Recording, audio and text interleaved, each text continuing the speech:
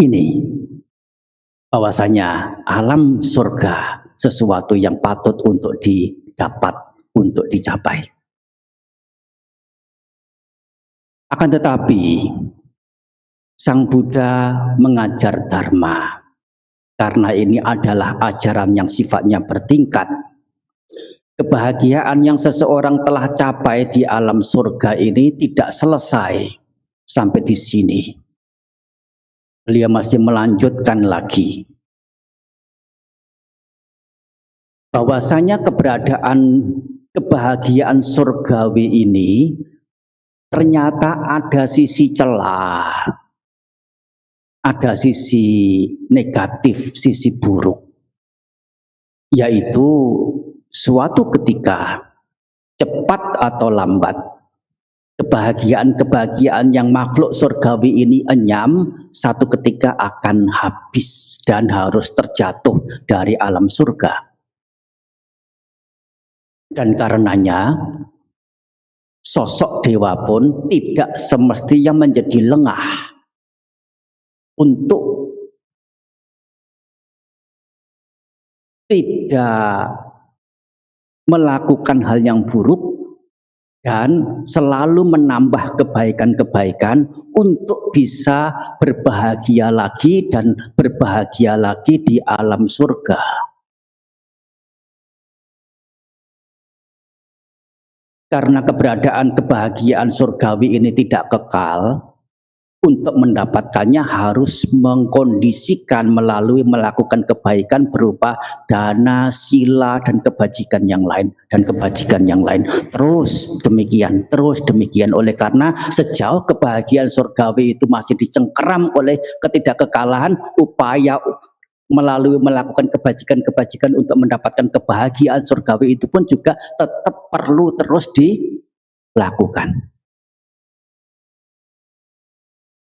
Dan ini yang sebagaimana tadi di awal dikatakan menjadi sisi celah, menjadi sisi yang melelahkan, sisi yang membuat orang capek, sisi yang sesungguhnya kalau orang bisa melihat dengan benar adalah sesuatu yang membosankan.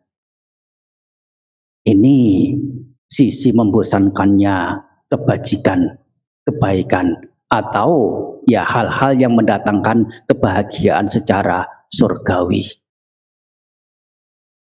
Yang mana pada kenyataannya dalam seseorang punya upaya untuk mendapatkan kebahagiaan surgawi, mengingini kebahagiaan surgawi, inginnya itu kebahagiaan surgawi, tetapi tidak didasari dengan kecerdasan, kepandaian, alih-alih yang dilakukan itu adalah kebajikan, yang mereka lakukan adalah keburukan dengan mengerti keliru bahwasanya keburukan itu adalah jalan untuk mendapatkan kebahagiaan.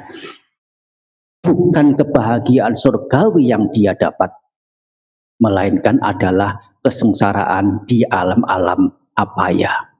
Dan itu tidak sedikit jumlahnya dan cenderung untuk berjubel makhluk-makhluk hidup yang berada di alam sengsara. Karena apa? Mereka mengerti keliru, menganggap bahwa keburukan yang dilakukan itu adalah upaya untuk mendapatkan kebahagiaan. Sehingga kalaupun seseorang telah bahagia di alam surga dan ingin mendapatkan kebahagiaan surgawi lagi dan lagi, melekatinya, dan karenanya itu dia melakukan hal-hal yang bajik, pada kenyataannya ternyata bukan satu sisi seseorang hidup, satu makhluk hidup itu hanya melakukan hal-hal yang bajik. Nyata tidak dalam kehidupan keseharian kita. Kalaupun kita mengerti jalan menuju ke surga itu adalah melalui melakukan kebajikan, sungguhkah kita sudah melakukan segala halnya dalam hidup itu dari sisi-sisi yang bajik saja? Ternyata tidak. Kita juga masih melakukan hal yang buruk dan hanya kadang-kadang melakukan kebaikan. Bagaimana kemudian kebahagiaan surgawi itu bisa lebih banyak didapat kalau kebaikan yang dilakukan hanya kadang-kadang, selebihnya adalah keburukan yang dilakukan. Ini lebih-lebih lagi sisi mengerikannya samsara ini. Hanya kebaikan yang dilakukan murni 100 kebaikan, 100% kebaikan dilakukan, ini pun masih capek, melelahkan. Oleh karena apa? Kebahagiaan itu dicengkeram oleh ketidakkekalan dan terus harus melakukan. Itu sudah melelahkan. Belum lagi terpeleset melakukan hal yang buruk, jatuh di alam-alam sengsara. Lebih mengerikan lagi. Karena itu, Sang Buddha menunjukkan jalan sebagai tingkatan dharma yang lebih tinggi lagi, melalui melepas keterikatan, kelekatan dari kesenangan indrawi yang disebut dengan istilah nekama. Melepas. Ini adalah bagaimana seseorang mengerti tentang keberadaan derita. Derita karena lapar, karena sandang pangan mudah didapat, lapar menjadi bukan sesuatu yang mengerikan. Bahkan dengan lapar itu adalah kesempatan untuk mencari makanan yang nikmat, yang enak, yang memang diharapkan. Sehingga manusia yang bodoh, sangat bodoh, lebih senang menjadi lapar. Oleh karena melalui lapar ini bisa punya kesempatan untuk mencari makan yang enak. Kalau tidak lapar, tidak ada kesempatan untuk mencari makanan yang enak. Bagaimana ada keinginan untuk makan kalau tidak lapar? Nah, ini justru yang menjadi tebalnya putu jana, orang yang tebal, makhluk yang tebal itu maksudnya tebal bagaimana? Ya seperti ini, justru menyenangi penderitaan. Bagaimana bisa dikatakan menderita? Pagi hari bangun sudah ada ya kamar mandi, ada air ledeng, air PDAM mengalir, tidak usah menimba, tidak usah cari dari sungai, sikat gigi, pasta gigi, bersikat gigi, mandi airnya mau dingin bisa, mau panas bisa. Selesai mandi minum kopi, minum teh, ada kuenya, setelah itu pakai seragam, pakai jas, pakai dasi, gagah, naik mobil ya yang menjadi kebanggaan, sampai di kantor orang-orang sekitar, selamat pagi Pak, selamat pagi Bu, bisa tunjuk sana tunjuk sini untuk melakukan perintah agar bulan mendapatkan gaji, bisa untuk beli ini beli itu. Apa menderitanya hidup? Nah ini tidak sedikit orang tidak bisa merealisasi derita oleh karena cara pandang mereka sangat-sangat dangkal. Tanpa didasari dengan penjelasan sebagaimana disampaikan tadi, derita bukan dimengerti dari sisi dangkalnya saja. Jangankan saat menderita, saat muncul perasaan yang menyakitkan, saat muncul kebahagiaan, jika kebahagiaan itu adalah kebahagiaan yang sifatnya kesenangan indrawi atau kebahagiaan yang masih berupa bentukan, yaitu ada kemunculan kebahagiaan itu dalam kriteria, dalam kategori penderitaan. Apalagi ya itu sisi menderitanya. Nah ini adalah bagaimana seseorang mengerti derita secara benar. Ini adalah mengerti jalan tengah. Ini adalah mengerti derita. Setelah mengerti derita sedemikian rupa secara sebenarnya, untuk selanjutnya menengarai keberadaan derita itu punya ciri seperti apa? Cirinya bagaimana? Sifatnya bagaimana derita ini? Jika derita, dukkha ini, penderitaan ini ada, tetapi tidak tampak kemunculannya, tidak ada kemunculannya, karena tidak ada kemunculannya, tidak tampak kemunculannya, kira-kira kepadamannya akan tampak tidak? Tidak tampak. Kalau kepadaman derita tidak tampak, cara untuk menghancurkan, mengakhiri derita pun tidak akan bisa ditemukan. Oleh karena apa? Tidak tampak akhir derita. Mengapa tidak tampak akhir derita? Karena kemunculan derita ini tidak tampak, tidak bisa muncul, tidak bisa terlihat. Akan tetapi ternyata dukkha ini, derita ini tampak kemunculannya. Dan karena tampak kemunculannya inilah ada cercah menuju pada akhir derita. Mengapa? Oleh karena segala hal yang tampak kemunculan secara alamiahnya, segala hal tersebut akan tampak kepadamannya secara alamiahnya pula. Yang kinci samudaya dhammang, sabbantang nirodha dhammang. Ini mengerti derita, merealisasi ciri derita, bahwasanya derita ini tampak kemunculannya. Dan karena tampak kemunculannya, ada logikanya, wajar mengalami kemunculan, akan wajar pula mengalami kepadaman. Dan karena ada kepadaman, tampak kepadaman derita, jalan, cara menuju pada kepadaman derita akan bisa ditemukan dan dijalankan pula. Sehingga Arya saca kedua. Arya saca pertama apa? Dukkha. Idang dukkang, ini adalah derita. Kelahiran adalah derita.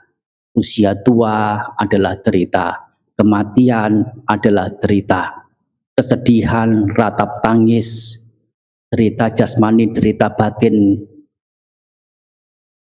keputusasaan, kekecewaan adalah derita. Nah, ini adalah menjadi rincian derita. Tidak mendapat apa yang diinginkan, mendapati apa yang tidak diinginkan, juga penderitaan. Singkatnya 5 gugusan sebab munculnya kemelekatan, yaitu batin dasmani yang sebagai objek, yang sebagai tempat, yang sebagai sumber, sebagai sebagai penyebab munculnya penderitaan ini. Ya, kelimanya itu adalah sebagai penderitaan. Nah, ini adalah merealisasi tentang kemunculan penderitaan. Sehingga itu tadi itu adalah merealisasi tentang keberadaan dukkha yang itu sebagai Arya saca. Yaitu apa Arya saca? Saca kebenaran. Arya siapa? Arya itu apa? Arya adalah muliawan. Yang dimaksud muliawan ini apa? Siapa? Sang Buddha. Arya saca, Arya sang Buddha. Saca kebenaran. Kebenaran yang ditembus oleh seorang Arya, yaitu sama sang Buddha. Kebenaran itu disebut dengan istilah Arya saca. Yang pertama adalah tentang keberadaan derita. Yang kedua tentang kemunculan derita. Dukkha samudaya. Saya sengaja menerjemahkannya adalah kemunculan derita. Dukkha samudaya ini. Yang pada umumnya selama ini kita mengetahui terjemahannya itu adalah sebab derita. Mengapa? itu ada keterkaitan dengan penjelasan tadi itu, yang kinci samudaya dhammang sabantang nirodha dhammang. Segala keberadaan yang tampak kemunculannya sebagai alamiahnya, secara alamiahnya ada kemunculannya, segala keberadaan itu ya tampak kepadamannya juga secara alamiahnya. Nah, ini melalui mengerti inilah derita direalisasi, kemunculan derita juga bisa direalisasi, diketahui. Juga karena merealisasi kemunculan derita, sebagaimana tadi logikanya, kalau ada kemunculan pasti ada akhir derita pun juga bisa direalisasi. Sang Buddha menunjuk bahwasanya kemunculan derita itu tidak lain adalah tanha atau kegandrungan sebagai biangnya atau sebagai bentuknya. Kemunculan derita itu berupa munculnya kegandrungan atau tanda ini. Yaitu apa? Yang menggandrungi, menyenangi segala hal yang ada kaitannya dengan samsara ini. Yang bersifat apa? Yang bersifat bentukan.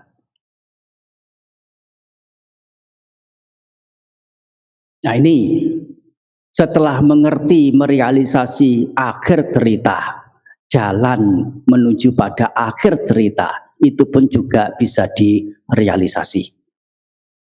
Lewat pemahaman dharma dalam satu kalimat, sebagaimana yang diangkat di paling awal, yang kinci samudaya dhammang sabantang nirodha dhammang. Kalimat ini sangat penting.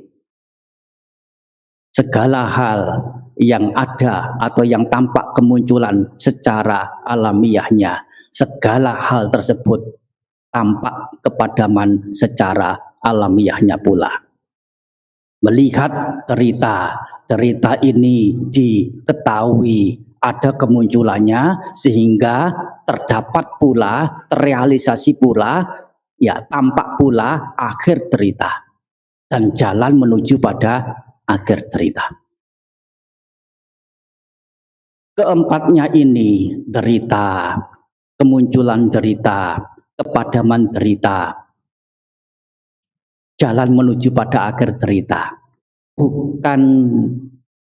Bukan selesai dengan diketahui. Ini adalah keberadaan kebenaran. 4 kebenaran ini bukan selesai hanya untuk diketahui, tetapi juga harus ditangani. Bagaimana menanganinya? Menangani hal yang pertama, derita itu, yaitu dengan mengenali dengan sebaik-baiknya. Ini adalah derita. Apa itu derita? Rinciannya bisa diungkap di dalam batin, diketahui secara batiniah. Dan mengerti ini adalah derita, itu adalah upaya dalam menangani. Untuk satca yang kedua, dukkha samudaya, kemunculan derita, bagaimana menanganinya? Kemunculan dukkha, kemunculan derita ini harus ditumpas, harus diakhiri, harus dilenyapkan. Tidak lain adalah melenyapkan kegandrungan, melenyapkan tanha ini. Tanha, kesenangan-kesenangan, baik melalui mata, penglihat, telinga, pendengar, hidung, pencium, lidah, pengrasa, tubuh penyentuh, dan batin pengetahu. Keenamnya ini, kesenangan-kesenangan atau kegandrungan-kegandrungan muncul melewati. Yang apabila dirinci dari sisi yang lainnya, tanha ini ada 3, kegandrungan ini ada 3, yaitu kegandrungan karena memang didasari oleh menyenangi kesenangan-kesenangan indrawi.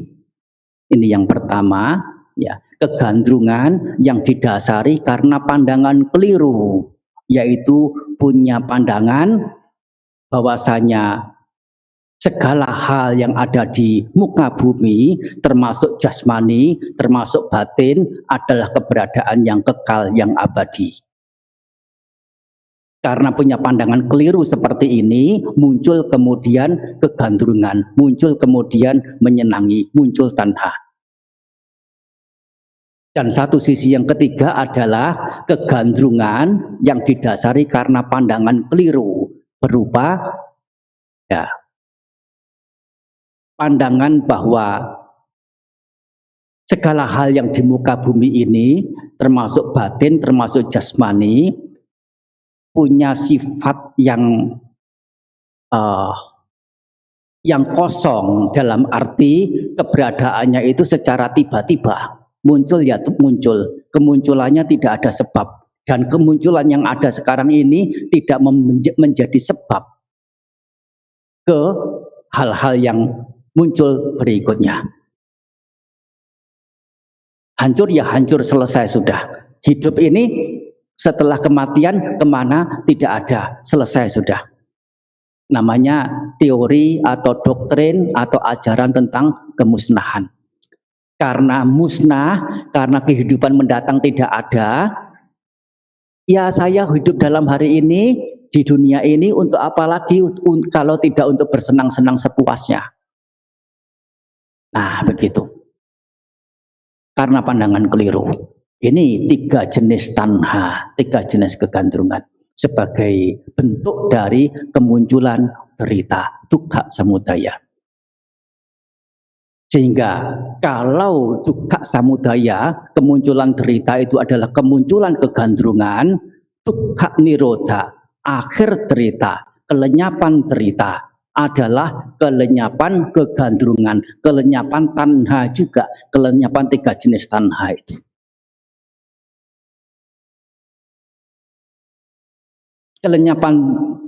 Kelenyapan tanha, dukkha nirodha ini yang harus direalisasi, yang harus ditembus. Cacika tabba. Bagaimana? Yaitu dengan jalan nekkhamma. Jauh dari kesenangan indrawi, termasuk juga jauh dari kekecewaan, jauh dari rasa sakit, rasa iritasi, rasa geram, atau terlebih lagi adalah itikat jahat, yang kalau dalam bahasa Pali disebut dengan istilah biapada dan vihingsa. Ada nekkhamma, ya, nekkhamma vitaka, ada biapada vitaka dan vihingsa vitaka. Ketiganya ini yang harus disingkirkan. Ini adalah perealisasian kehancuran derita, dukkha nirodha. Untuk merealisasi keakhiran penghancuran derita, yaitu penghancuran kegandrungan ini, seseorang mesti menjalankan satu jalan yang disebut dengan jalan tengah atau jalan mulia. Dikatakan jalan mulia adalah karena jalan ini sebagai jalan untuk menuju pada kemuliaan, yaitu kebahagiaan nibbana, disebut dengan Arya Magga. Dan disebut dengan Arya Magga, jalan Arya, karena jalan ini dibabarkan, ditunjukkan oleh sosok Arya, yaitu Sama Sambuddha. Sehingga saca yang keempat, jalan menuju pada akhir derita ini adalah sesuatu yang patut ditumbuh kembangkan, patut dijalankan, patut dipraktikkan. Disebut dengan istilah bhawe tabba.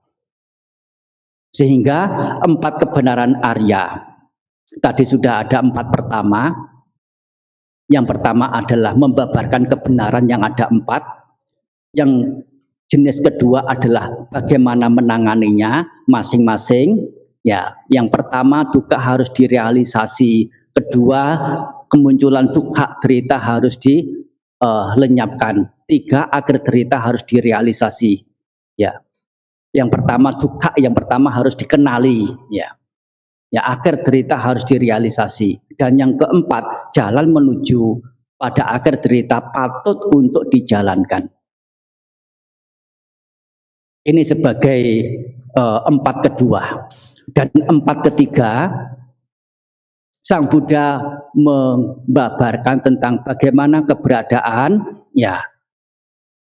Jadi empat kebenaran Arya ini, yang pertama dukkha ini telah terkenali, kemunculan derita telah terlenyapkan, yaitu melalui telah melenyapkan kegandrungan tanha ini, dan akhir derita ya telah terrealisasi, dan juga ya jalan menuju pada akhir derita ini juga telah terjalankan, telah selesai. Jadi kalau dihitung empat kebenaran Arya sesungguhnya ada 12 yang disebut dengan dwadasakara, 12 akara penampakan, tampak sebagai 12 jari empat kebenaran Arya ini, yang masing-masingnya punya nilai pentingnya untuk sebagai pemberitahuan ada keberadaan, ada kebenaran sedemikian rupa, bagaimana menangani sebagai hal yang patut ditangani, dan bagaimana keberadaannya setelah menanganinya untuk masing-masing saca itu. Dengan demikian, setelah seseorang mulai dari memahami derita, ya, kemudian menghancurkan sumber derita atau kemunculan derita berupa tanha ini, merealisasi akhir derita, menjalankan jalan menuju pada akhir derita, dia terbebas, terdapat nirodha, kepadaman. Kepadaman dari derita tanpa harus balik menderita lagi. Dan ini adalah jalan Arya, jalan Sang Buddha, yang bukan jalan yang kebanyakan, yang umumnya orang-orang besar, orang-orang mulia lainnya ajarkan. Meskipun mereka tentu, sedikit banyak punya pengharapan baik. Sehingga jalan yang orang-orang besar yang lain-lain itu, kalaupun menawarkan kebahagiaan, itu karena tidak tuntasnya itulah, sehingga Sang Buddha ibaratkan seperti seekor kelinci yang berusaha melompat setinggi-tingginya. Siapa kelinci yang lebih kuat, dia akan bisa melompat lebih tinggi lagi, dengan harapan apa? Melompat paling tinggi, sangat tinggi, supaya bisa menemani temannya yang ada di bulan sana. Setinggi-tingginya kelinci melompat, bagaimana? Turun jatuh ke bumi lagi. Demikian pula ajaran-ajaran orang besar yang lainnya. Berusaha untuk lepas dari derita, tapi karena tidak didasari dengan pandangan yang benar, cara yang benar, jatuh ke alam samsara lagi, menderita lagi. Tetapi Sang Buddha, melalui terbebas dari kedua jalan yang pada umumnya dipraktikkan, dijalankan oleh manusia atau makhluk-makhluk hidup itu, ya, punya cara untuk menghancurkan derita tanpa harus balik menderita lagi.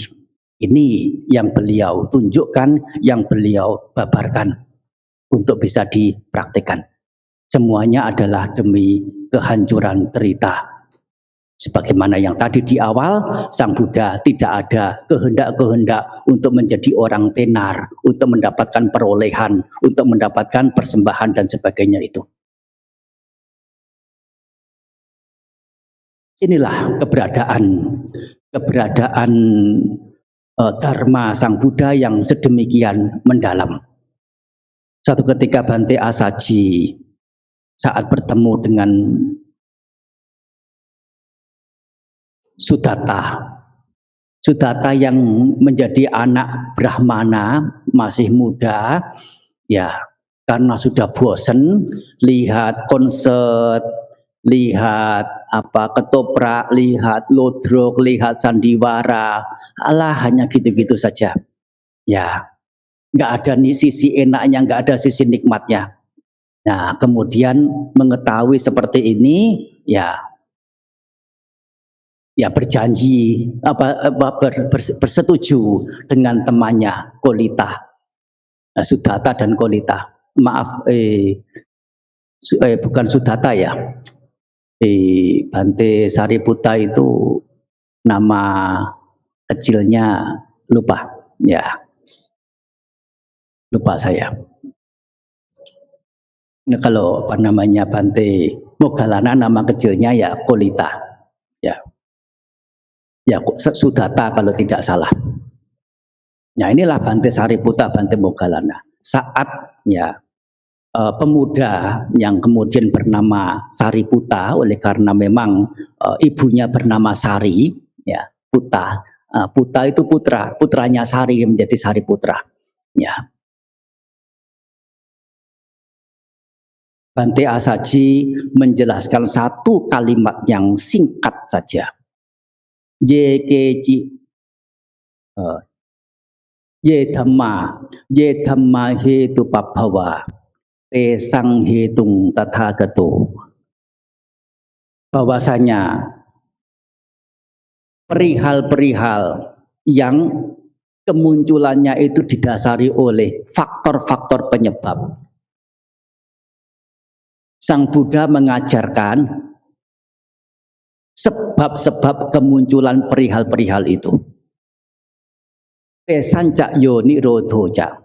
Bahwasanya selain mengajarkan tentang kemunculan faktor-faktor penyebab itu, juga memberitahukan akhir atau kepadaman dari faktor-faktor penyebab itu. Itulah sisi muncul derita dan sisi padam derita. Telah kedua-duanya diberitakan, diwartakan. Ewang Wadi Mahasamano. Demikian ini Sang Mahasamana, seorang samana betapa besar punya ajaran.